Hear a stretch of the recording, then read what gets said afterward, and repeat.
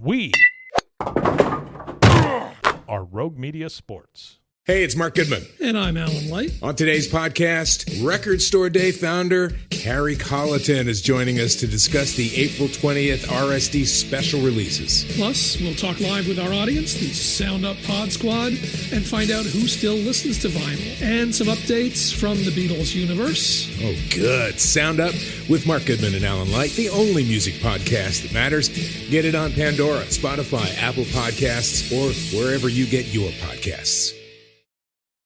It is the Doomsday Podcast after another Cowboys win.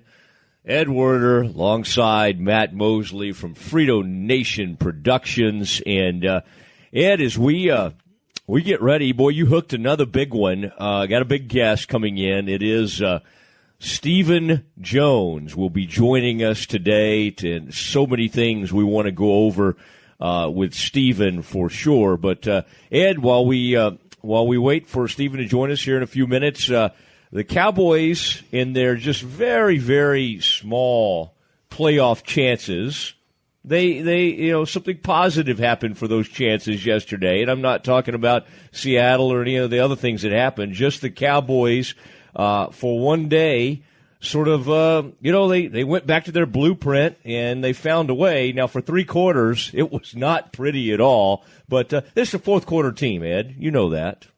Fourth quarter of the season team, it better be. Exactly. Tom Landry used to divide the season up for his players in perfect 4 quarters, games, 4 games at a time. And obviously in this final quarter of the season, the Cowboys have pretty much got to win every game. As it stands right now, they're 7-6. They're outside of the playoffs right now. But some positive things have happened, not necessarily the teams that they needed to lose, following through and providing that result for them. But the Carson Wentz injury could affect the Cowboys because that's their Week 17 opponent, and could certainly, if he's out for the season with that ACL injury, make them far more vulnerable should the Cowboys get into the postseason. They've got a game, obviously, this week against a Raiders team that has fallen apart, will pose something of a threat to their young secondary. Then they've got Seattle at home on Christmas Eve. They'll get Ezekiel Elliott back for that game, and presuming he's kept his word and stayed in shape, despite apparently spending this time in Cabo, then they should get a boost from that for those final couple of games. And whether that's enough remains to be seen. Still looks like in the NFC it's so competitive. There are so many quality teams that a 10-win team could certainly be left out. So the Cowboys could win out and still not make the postseason. In fact, I believe they have only, according to actuary tables, have only like a 5% chance of making the playoffs. Yeah, Lee, I love it when you talk about actuary tables. I mean, I think if you hadn't gone in and had this illustrious career in sports journalism and being an actuarial, is that a thing? An actuary. Actually, it's an actuary. Yes, I think you could have pulled that off. There still may be time. You're mastering in numbers. Considering my current employment status. Nah, you're fine. You're doing great. And I tell you, the Doomsday Podcast is doing great because Stephen Jones getting ready to join us on the other side. Frito, play the music.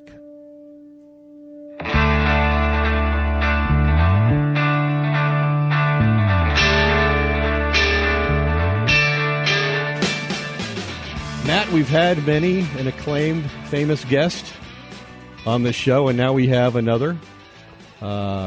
His son is a very well-known and highly prized college football quarterback and the starter at Highland Park. Did you hear there was some news on that? I did. We should ask about that maybe to start. Stephen Jones, the executive vice president, pro personnel director, the architect of this 7-6 squad over at the Star, is our guest for the first time on the Doomsday Podcast. Stephen, welcome. Welcome, guys. Good to be on. How are you, sir? Good.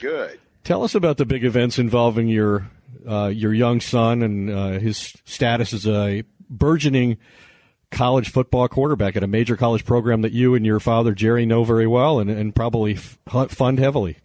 Well, first of all, he had a big win Friday night and against a really tough Mansfield Lake Ridge team. They were able to pull it out, and, of course, advanced to the semis. Well, they'll play a real tough team in Denton Ryan, but got a great group of guys, a great coach in Coach Allen, and he's had a really, really special run there at Highland Park, winning the state championship last year, and of course having a great year with his teammates this year and have another shot. But he was it's been a good couple of weeks. He's been offered by Texas Tech as well as the University of Arkansas, and so things are coming into place for him, as his dream was to not only have a successful high school career, but to get to go on and play college football, and it looks like he's going to get that opportunity. Now, do you sense, Stephen, he might end up with even more offers than you had coming out of high school? Does he seem more coveted at this point than I'm trying? I don't remember your recruiting, so by now you're probably a 4 or 5 star, but I don't know if they had that designation back then. I don't think they had those then, but he's a much better. He's a much, much better football player than I was, and definitely I think more coveted. I had a couple of things going on, but I committed early to the University of Arkansas, and but there's no question he's a much better player, and I'm sure he'll be a much better college player as well. And I think I'm enjoying watching him more than I did playing myself. That's how fatherhood works when it's at its best, right? You're enjoying your son's success more than you did your own. Yes, absolutely. But it's been a magical run, and he's been fortunate to be a part of a special group of men and a special program at Highland Park there. Well, let's talk about another quarterback, one who obviously had gone through maybe the most challenging period of his time without Ezekiel Elliott. Cowboys lost 3 consecutive games. What's Dak Prescott shown you with what he's done these last 2 victories after experiencing that disappointment for a prolonged period of time? Well, he's committed, his commitment to the game. At any point in time, you're probably at some point, going to hit some bumps. He obviously had a magical start to his career last year, and, to me, exhibited everything you look for in a franchise-type quarterback in terms of his leadership, the it factor, his, insatiable appetite to want to be the best. And, I think that's paid off for him this year. Obviously, it was tough when Ezekiel started his suspension. I think we had, as much as we thought we were prepared for it, I still think we, had a difficult time really finding our identity without Zeke. And certainly he led our guys, led our offense to, stay in the fight there. And we came out of that tailspin, and now we've put together 2 wins back to back, and feel like we can get on a roll now. And you never know. I know we put ourselves behind the 8 ball with those 3 consecutive losses, and we certainly need to win our remaining games to stay in the hunt. And as we all know, we need a little help as well. So we're just staying focused week by week.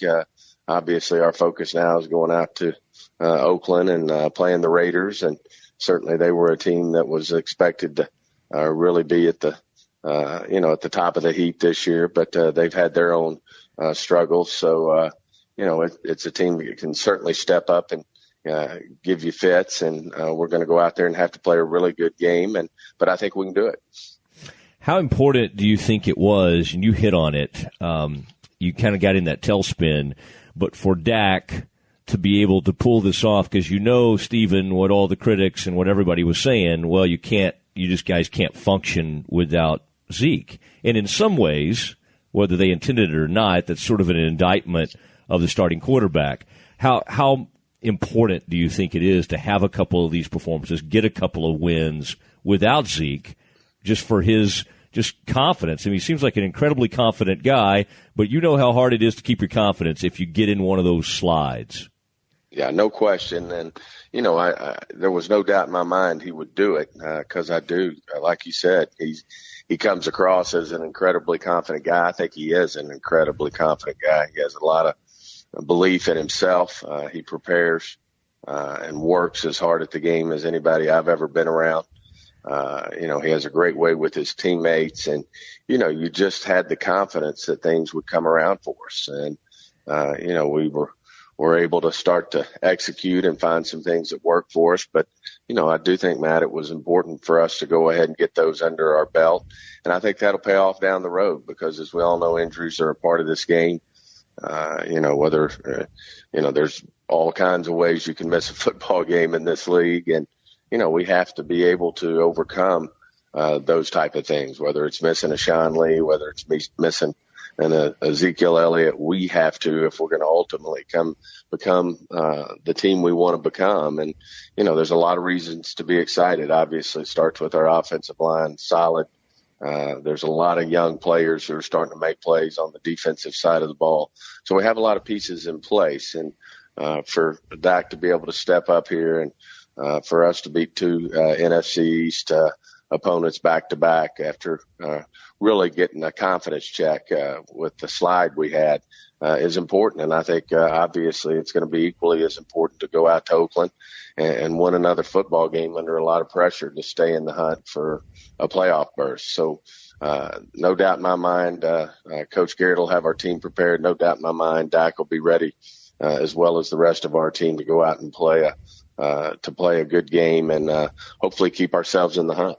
And that should be the last game you play before you do get Ezekiel Elliott back, the NFL rushing champion as a rookie, and obviously a pivotal part of your football team, as you mentioned. I know you can't have, during his suspension, any direct contact with him, but how have you been able to monitor what he's doing and what kind of shape he's in, and what are your expectations when he comes back for those final two regular season games? Well, we really hadn't. Obviously, we can't have contact with him, and understood that he was going to get away and really focus on getting himself in better shape. I think he was playing a little heavier than he did last year. I think he was wanting to lose some weight and really recommit himself to the game. Obviously serving the suspension. You can argue that it was a little on the heavy side, but in spite of all that, he made some poor decisions and he paid a price for it. And I think he understands that, and that's he wants to be committed to the game and being one of the great players to play the game. And certainly he can do that if he has his commitment and he's accountable to what he can be. So we really don't know anything about where he is at this point. Our expectation is that he comes back ready to play and hopefully even better than when he left. So if he can do that and we get us a big win against Oakland, then certainly we feel like that we can run the table. Yeah, and that would put you at 10-6 and put you right in the conversation if you were able to run that table. Talking to Stephen Jones, Cowboys vice president of personnel. Stephen, is that going back to where, and a lot has been made of, well, is that the best place for Zeke to be in Cabo, which unfortunately has a little bit of a connotation with, as you well know, going back to 2007 with Cowboys lore. But knowing how important it is in the program y'all have in place for players that have had maybe some issues off the field, is that a little bit of a helpless feeling when you have a guy who's, run afoul in some areas or made some poor decisions, that you can't have that involvement and can't have your people around him? I would think that has to be, a little bit tough on you guys.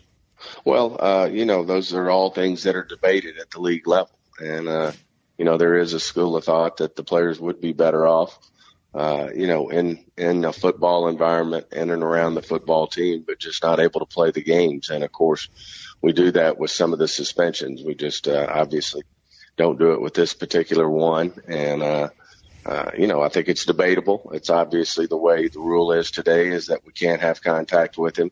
We would probably be in the school of thought that he would be better off training and being around his teammates every day and being in a football environment where there's no distractions. But hopefully, he's focused. Hopefully he's recommitting himself. And, at some point, to really get over the hump here, these guys have to be able to go out and be accountable to themselves, be accountable to their teammates, and do things the right way. And hopefully that's what Zeke's doing right now.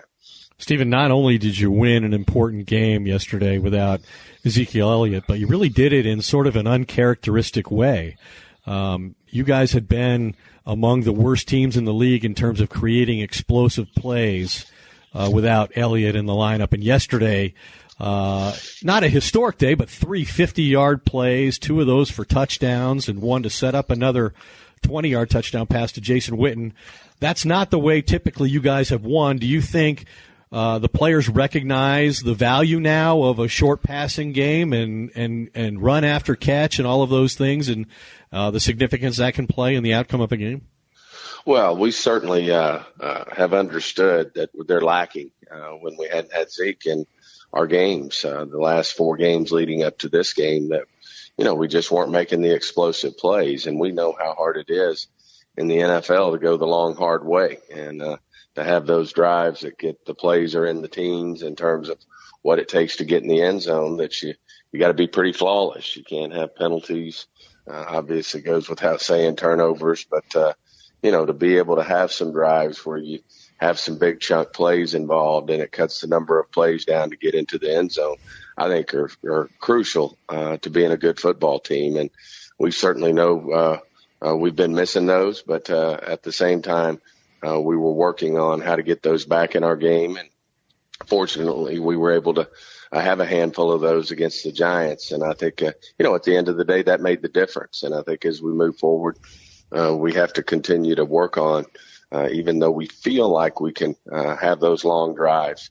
And sometimes those long drives are back-breaking drives for your opponents. When you're in the fourth quarter and you need a long, sustained drive, you can really put a game away when you can do that. But at the same time, it is, I think that's what separates the great ones from the good ones, is when you can have the quick strike plays as well. Makes a huge difference in terms of winning football games. I think the headline in the NFL on the week is going to be that the Eagles have potentially lost their starting young quarterback Carson Wentz, potentially for the remainder of the year. What effect do you see that having on you, since they're your Week 17 opponent, and just going forward as far as looking at how that changes the equation in the playoffs in the NFC? Well, as I said, no one feels sorry for anybody. Everybody has injuries, and certainly those are very difficult ones. We've gone through that with Tony Romo, and, it can make a huge difference on your football team. At the same time, we're focused right now on the Raiders. Whenever you play a team and they're missing a good player, it makes a difference. And certainly Carson Wentz is, going to be a special football player in this league. We saw, a big glimpse of it here, the first part of this season, and certainly hate, for any player to get hurt, for the remainder of a season. It's, you hate it for the game, you hate it for the league, but at the same time, it is a part of our game, and we have to focus on the Raiders right now. The Eagles have clinched the division, so it's not going to make any difference, on our fate, other than, when we play them on the last game. If we're able to do our job and put ourselves in a position that we're still in it when we play the Eagles, then we'll certainly address that at that time. Stephen, the Sean Lee, obviously the only downside is that he's had some injuries over the years. But when you watch what he did yesterday in 18 tackles, and I think, my gosh, Hitchens had 14, so 32 tackles combined. Is that about as dominant a performance? It seems like we almost say that on a weekly basis about him, how he sort of takes over a game. What does he do for that defense in your team overall?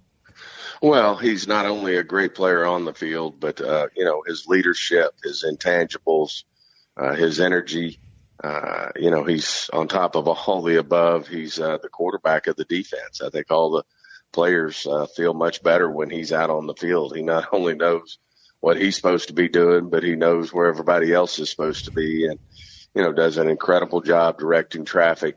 I just think, he makes everybody around him better. And on top of the fact, he's a dominant player when he's healthy in the game. I think we've lost one game this year up in Denver when he's actually been in the lineup. So certainly not unlike somebody we were talking about with Zeke. He's one of those guys that makes a huge difference when he's in the game. And we're certainly lucky to have him. I think he's one of the best players in the league when he's healthy. Certainly he battles those demons in terms of staying healthy.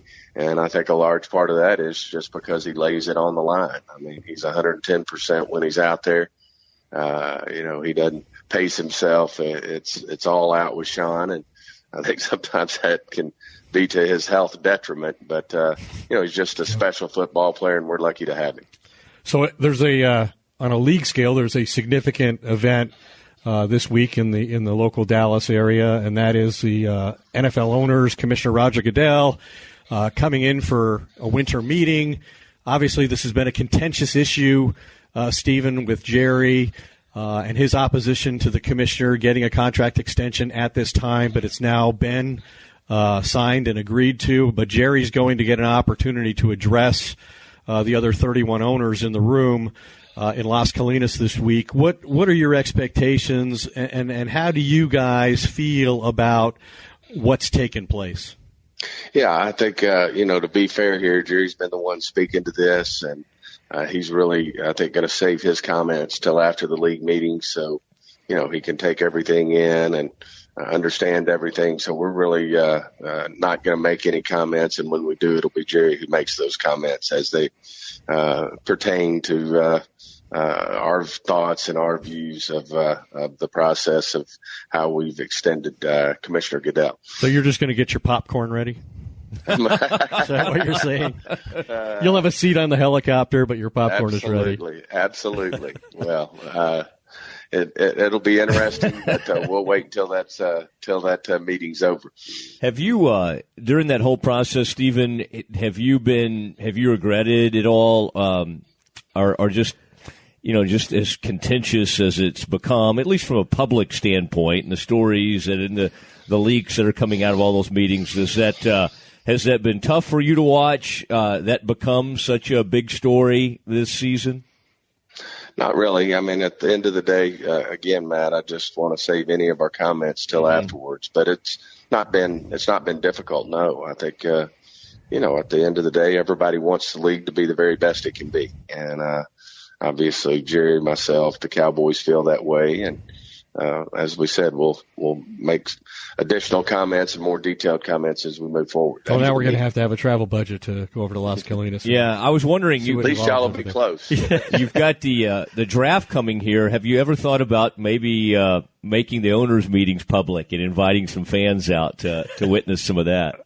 I do think there are parts of it that are filmed on the NFL Network, but I think those mainly have to do with the competition committee rules. I don't know if they get into the business side. But anyway, it'll be great that it's right here in Dallas and right over there at Las Colinas. So it'll be short travel for most of our friendly media. And it's going to be interesting as we go forward here. What friendly media are you talking about? I'm not.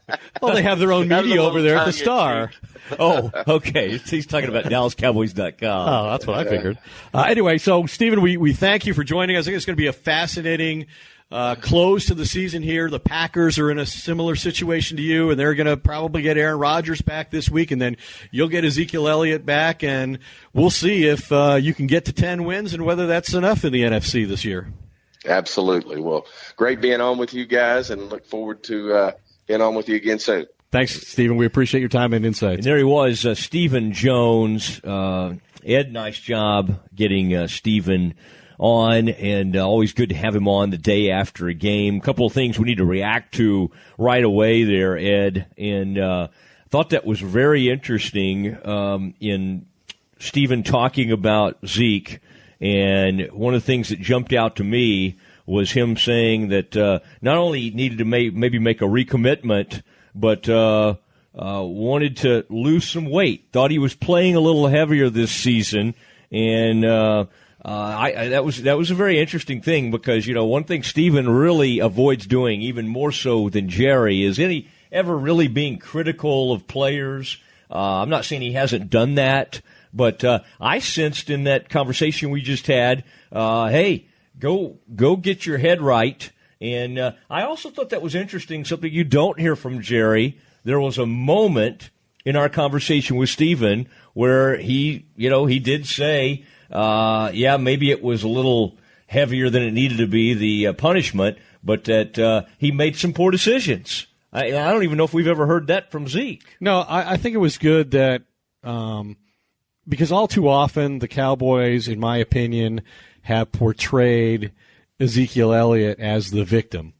that he didn't do anything that merited punishment. Jerry was very specific in saying that there was no evidence to suggest any level of wrongdoing, much less anything that would justify a 6-game suspension.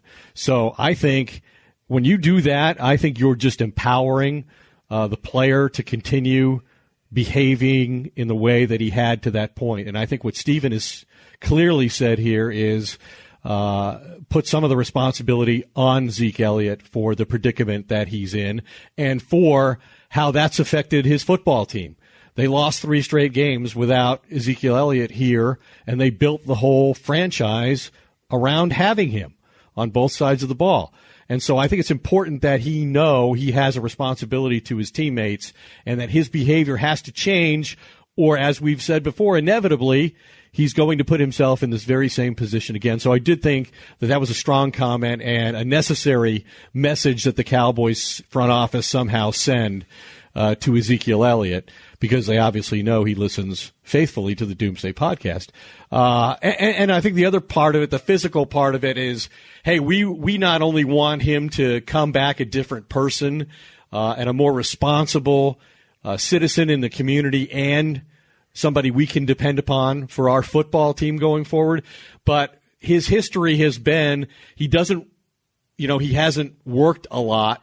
Because the Cowboys have tried to protect him from injury in camp and so forth. And so he's gotten off to these sluggish, poor starts his rookie season and again this season. And obviously the Cowboys feel like that was partly the result of him not being in top physical condition. And they want him in his best physical condition when he comes back for the final 2 games of the regular season, assuming they win in Oakland and can get meaningful games in front of them when he is back on the lineup. It is, and one other thing we talked about involving Zeke is, the NFL's continued, and they talk about these things, and maybe it'll be in the next CBA, who knows, these suspensions where a player that has gotten in this much trouble, that on the surface it just seems so strange that you would say, okay, yeah, this guy's been a problem, but let's get him away from anything that could help him. Let's get him away from the team. Let's get him away from his teammates. Let's get him away from what Stephen referred to as a football environment.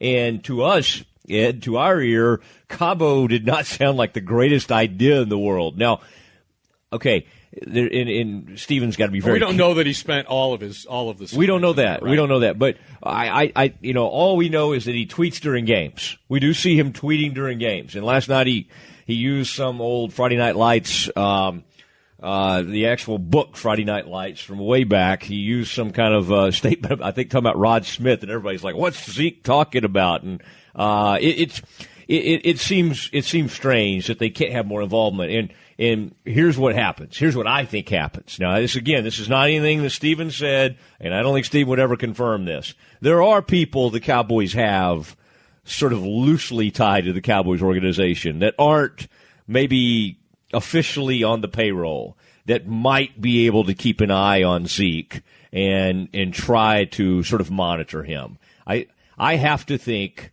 that things like that, not just the Cowboys, but across the league with a player like this. I have a hard time thinking the Cowboys literally would just say, hands off, we can't have anything to do with you, and we have no clue what he's up to. I don't call me cynical, but I don't believe I'm that's assuming the at case. the very least they know people who are accompanying Ezekiel Elliott.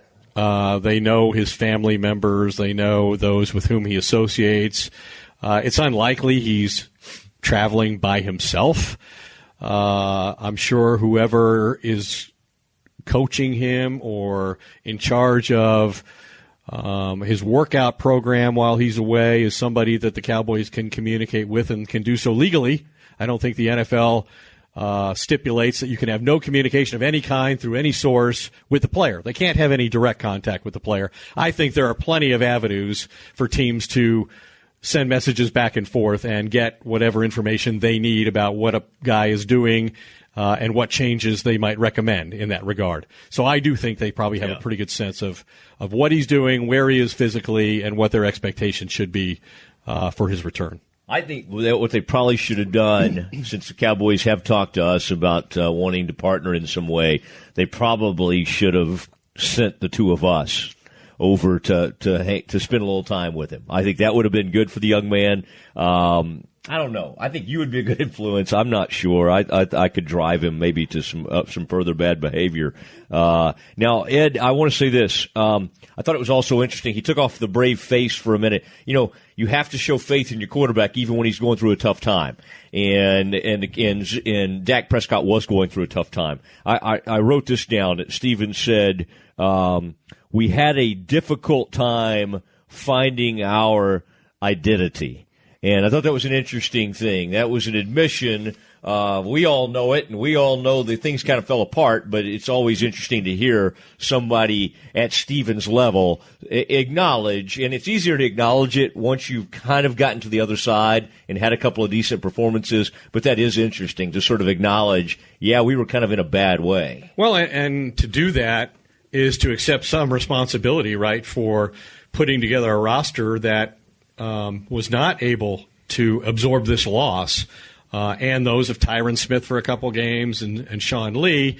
And as devastating as, you know, those losses are because of the quality of those players, you know, Steven acknowledged that in the future they've got to build a roster that can sustain that kind of thing.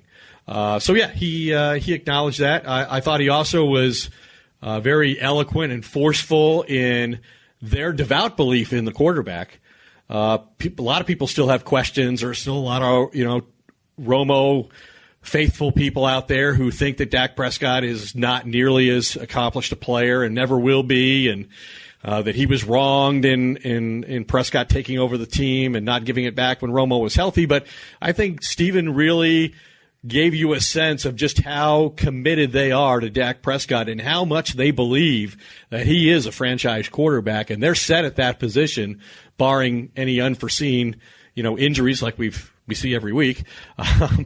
But barring that, they think they're without question, they think they have the right guy at the quarterback position going forward. And I even Dak went through such a difficult time that there was even some thought on, okay, down the road, I even heard talk of, do they need to start thinking about in the draft another quarterback? And I mean, I thought that was quite maybe a bit of an overreaction, but I did hear some of that out there. And that's how quickly, and this is such a week-to-week league, people can lose faith in a quarterback. Now, we saw yesterday, he needs help. This is a quarterback, and every quarterback needs help out there. I mean, think about it. Ben Roethlisberger went through a rough time. It seems like every year. You know, is Big Ben through? Is he going to retire? He questioned himself, right? He did question himself. Maybe I've lost it just through his third 500-yard passing game. The only guy in history to do it last night. But it helps to have somebody like Antonio Brown, right, who is, you know, insanely talented and seems to be capable of almost on a weekly basis putting up. I mean, he was over 200 yards again. Those kind of explosive days don't seem to happen for the Cowboys or Des Bryant. But it was good to see him turn one play into something big. Now, does that mean, you know, sometimes we overreact on the positive side? Oh, he's back. He made one play. Well, again, it is the Giants. You said it. Janoris Jenkins was out. I mean, he's out for the rest of the season. That's a beleaguered crew. They put up a fight. Once the Cowboys broke through, you know, it was all bets were off. Yeah, well, there's no question that the Cowboys had the good fortune of a favorable schedule, right? I mean, the Giants, for all they were supposed to get back in terms of momentum with Eli Manning being reinserted as a starting quarterback, their two-time Super Bowl MVP, the reality is this is a bad football team. They're 2-10. They have the worst defense in football statistically. They just fired their head coach and their general manager. And sure, maybe that gets some guys feeling insecure and everybody plays a little harder than you would normally expect on a 2-10 team. But they're still a 2-10 team, and they're a 2-10 team for a reason. They've lost a lot of people on both sides of the ball. You know, no Odell Beckham Jr., no Brandon Marshall. They never improved their offensive line. So this was a perfect set of circumstances for the Cowboys if you have to go play a division opponent on the road. But let's be fair and say that Steve Spagnuolo has was 2-1 against Dak Prescott, and the Giants had not given up more than 19 points in any of the previous 3 games they'd played against him. So it was important under the circumstances for the Cowboys to go win the game. They didn't really even dominate the game. It was really a stalemate for 3 quarters, and except for these 3 plays, maybe the Cowboys would have lost the game, but instead they won in convincing fashion, and they did it a different way, and I think that's important too. I think it is, and Ed, I think it's important now that we talk about something that's very important to me. And Ed, I want to get you involved in the D&M leasing world. It is you've seen that Audi Q5, and you've got nice vehicles, Ed, but I don't think you've really experienced the beauty of leasing a vehicle due to the huge popularity of their November sale. D&M Leasing is extending the sale through the end of the year. Ed, I believe that'd be like December 31st.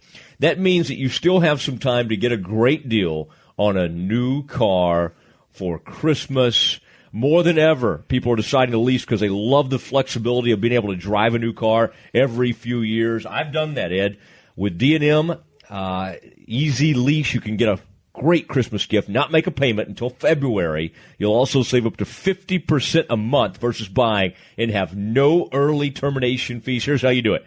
Call D&M Leasing today, any local area code in 35 Lease. That's 35LEASE, or visit dmautoleasing.com. And it's any local area code. That's what's your area code out in your part of the country? 972. 972-817-940-214. So many ones right off the top of my head there. Call D&M Leasing today. Any local area code, 35 Lease. That's 35LEASE, or visit dmautoleasing.com. Call is free. Not calling will cost you thousands. Is there a special code I can use? And that new vehicle.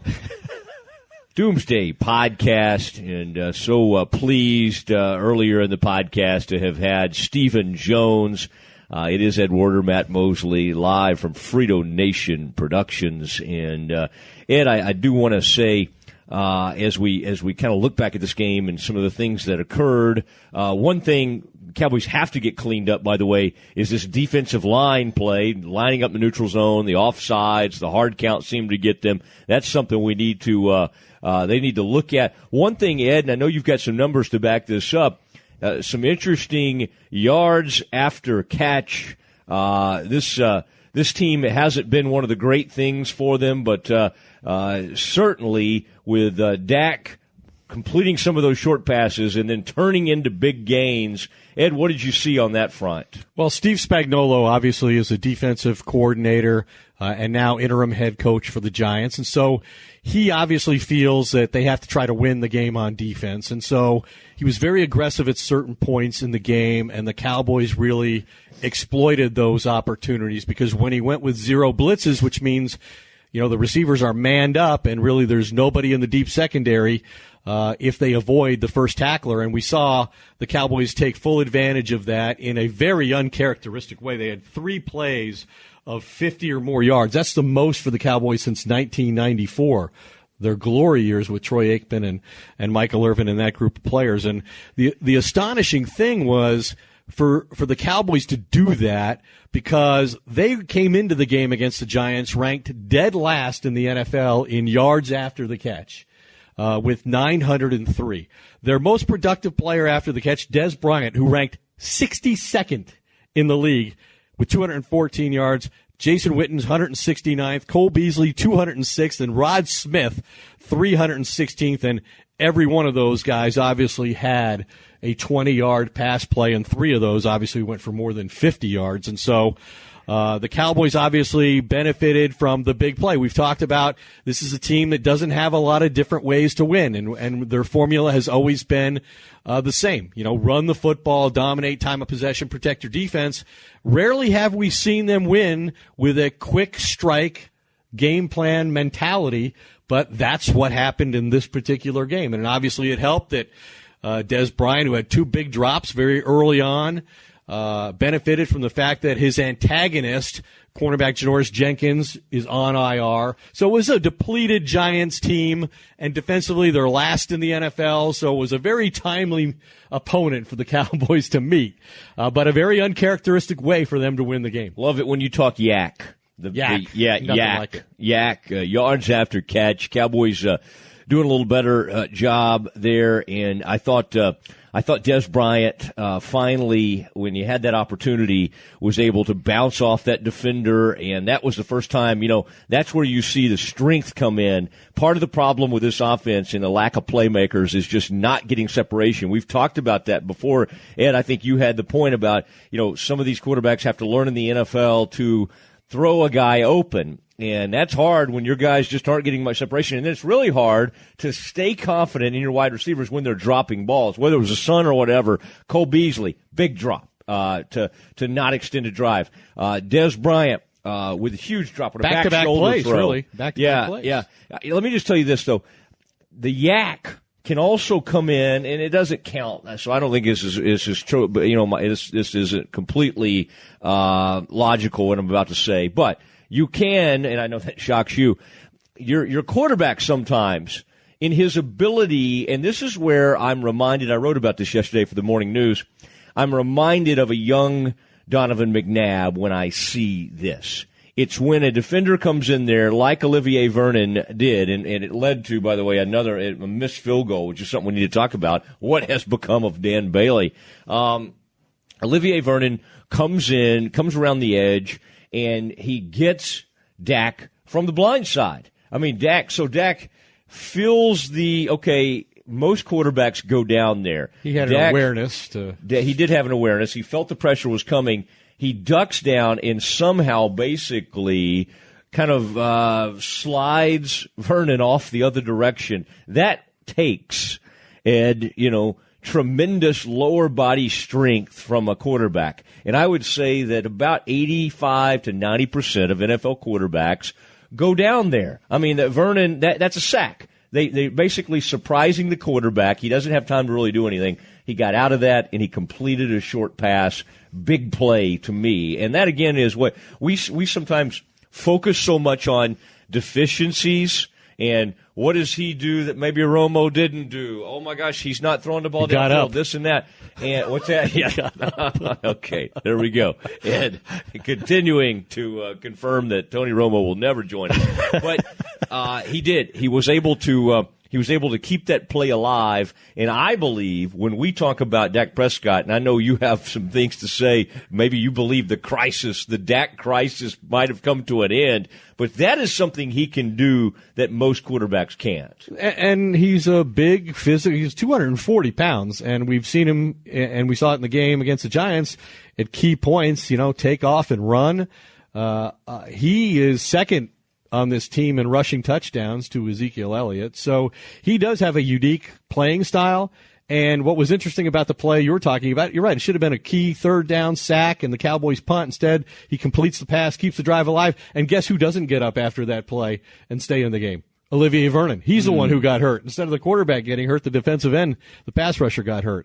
And, people will say, you mentioned the crisis for Dak is over. He played 3, really poor games. But yesterday, back to efficient, ball placement, very good, allowing the receivers to run after the catch. That's been part of the problem, but their inability to separate, I think, has been the biggest issue of all. And the fact combined with his philosophy of not putting the football at risk. And you're right. Steve Young said once, talking about college quarterbacks versus pro quarterbacks, said, hey, in college football, everybody's open if you're the quarterback, and in pro football, nobody's open. You have to throw them open. And people will say, hey, Dak, he's a check down type quarterback. He doesn't challenge a defense down the field. And it is true that in terms of 20-yard passes, ball in the air, he's got the second fewest attempts to the rookie in Chicago, Mitch Trubisky. But he also demonstrated he can make big plays yesterday by keeping the ball close to the line of scrimmage, throwing short passes, and your receiver doing the big part of the play and creating yards after the catch. And, Tom Brady and Drew Brees are guys who complete the vast majority of their passes within 5 yards of the line of scrimmage. That's just the way the game is played now. So I don't think there's anything wrong with Dak Prescott's philosophy and how he plays the position. No, I think you're right, and I like the way this is playing out for a couple reasons. Ed, I believe this quarterback in this offense, but mainly this quarterback needed a couple of wins without Zeke. because if Zeke came back and then everything went back to normal, what we would have had as far as, and for this head coach, by the way, this head coach needs this too, because this head coach has now gone through a period of time where he couldn't do it without Zeke. Before that, he couldn't do it without Romo, and other teams, it would be okay if every other team, when they got a couple of key players hurt, fell apart. Minnesota hasn't. To this point, the Eagles haven't. Now they're going to lose. We're going to see what they do without Wentz, but they do have Foles, and we'll see if they can continue to play on. But this head coach needed this, and I think this quarterback needed it. I don't think he ever lost the faith of the locker room. I really do think. We've talked about his intangibles. The leadership is there, but the play also has to be there. And I think this is important for him to get these, especially this. We all know that a lot of those yardage came late. I think he had 174 yards through 3 quarters, and then a ton of it came in the fourth quarter. 200 yards came on 4 plays. Correct. But it's still good for a quarterback that's going through what he went through in a downtime to end up with whatever, 330 yards in a big day. Career high, 332 yards, and matched his career best with the 3 touchdown passes at a time where he was being scrutinized and criticized really for the first time in his NFL career. But I think what he did last year and the way he won the locker room over and made it impossible for Tony Romo to return to the lineup even when he was healthy, that spoke volumes about the kind of demeanor, the kind of unflappable confidence that this guy has. And he just does not react in a negative way to anything that happens to him on the field during a game, on a larger scale during the course of a week. He seems to be the kind of guy who's not emotional, and he just puts all of these negative things aside and concentrates on getting himself ready to do his job. Yeah, it's a great thing, I think, for him. And a great thing for our show is that D&M Leasing has partnered with us, and they had monitored us throughout the year. Ed, how they doing? How's Doomsday doing over there? They liked what they heard, and due to the huge popularity of their November sale, D&M Leasing is extending the sale through the end of the year. That means that you still have some time to get a great deal on a new car for Christmas. Is that where you're getting me? Well, Harry's Razors yeah, and a new car. It's you've been great. You've had a good year, and you did get Steven today. So yeah, I'm thinking about it. With D&M's Easy Lease, you can get a great Christmas gift and not make a payment until February. You'll also save up to 50% a month versus buying and have no early termination fees. The sale's the biggest savings offer in all of D&M's 35 years of business, with great deals on 2017 closeouts and lower interest rates. You don't want to miss out. Call D&M Leasing today. Any local area code in 35 Lease. That's 35LEASE, or visit dmautoleasing.com. Again, it's any local area code in 35 Lease, 35LEASE, or visit dmautoleasing.com. And the call's free. Not calling will cost you thousands. I have to call. I can't afford to lose And thousands. that new vehicle. Don't talk over my tagline. No, I've always wanted one of those Christmases where there's a big bow on a vehicle outside. We've seen the commercial. I think it's Lexus or somebody, but it could be D&M Auto. D&M, hey, you can get a Lexus. If you want a Lexus, my wife has a Lexus from D&M. Thank you, D&M. I'm learning things now. Ah, yes, thank you, D&M Leasing, for all of that. And Ed, as we say goodbye, and I'm going Is on that time already? I'm going on an adventure, by the way. I'll be leaving the country this week, but Forced departure? Yeah. I'm having a lot of folks, a lot of creditors after me. I'm going to flee the country, but no, I'll be back. I'm planning on coming back. Ed, final thoughts. We know what the Cowboys need to do, and I thought we really appreciate you getting Steven on and Stephen Jones spending some time with us. I thought Stephen was very, obviously they have a lot more confidence right now. There's some excitement. They know they're to face a Raiders team that is having a big-time trouble, may have pretty much given up on the season. And Stephen said something, I think you caught this. He said something to the effect of, hey, we think we can run the table. I mean, something along those lines. He used that specific phrase. I don't know if he meant run the table through the regular season or he was including the playoffs and the Super Bowl into that. But let's go with the latter. Okay. Well, I think if you believe that, then your confidence is reinforced by the fact that Dak Prescott in the last 5 quarters of football has won 2 games, and he's thrown 5 touchdown passes and no interceptions. So he's back to playing error-free football. Look, the whole thing for the past month for the entire organization was, all right, we've lost our best player, Ezekiel Elliott, and we heard Steven say, hey, you know what? It even surprised us that this happened to this extent. We knew how much we valued Ezekiel Elliott, but we didn't expect to encounter this level of adversity without him. But they did. And so now they've overcome it, and they've got one more game to try to go win on the road in the black hole against the Oakland Raiders, a team that isn't very good on defense. And, Derek Carr has obviously taken a step back. He was, expected to be one of the young franchise quarterbacks. A lot of people thought the Raiders were a Super Bowl contender. In fact, I picked the Raiders and the Packers myself, and it looks like I will be wrong on both counts now. But their objective to win enough games that the season there was still something to play for when Elliott did return. That is now a realistic, attainable goal. And all that stands between them and that is this game against the Raiders. Obviously, they've got some things they've got to resolve. I think the last guy we would have expected to be in some kind of a crisis is their kicker, right? Dan Bailey, the most accurate kicker in the history of the NFL, missed 2 long field goal attempts and an extra point yesterday. But I think if you give anybody a pass and assume that he's going to rebound from it, Dan Bailey's that kind of guy. I think he is. I'm not ready to call this a full-blown crisis. But hey, if they hadn't, gotten things going in the fourth quarter, you would have come back and said, hey, those Dan Bailey, Dan Bailey 50-yarder, the 53-yarder, those were during the point of the game when you really needed those. So it was something that bears watching. I think he'll come out of this thing and be just fine. And I like the fact that we sort of are all conditioned to talk about the swirling winds of the Meadowlands, and we sort of forget, now that's a new stadium. I'm not saying there aren't some winds, but I don't know if it's quite as severe as the old stadium. I'm not sensing that it is, but I think the guy's he's in a bad way right now. He's going through we've been there with our golf swings, and sometimes mine never comes back. But I think Dan Bailey will get it back together. And I think the Doomsday Podcast will continue to roll on, even with me out of the country. And I appreciate it. Tell everybody good night, please. Good night. And I may be doing this by myself next week. We'll see. Negotiations are underway. Maybe forever. Good night, everyone.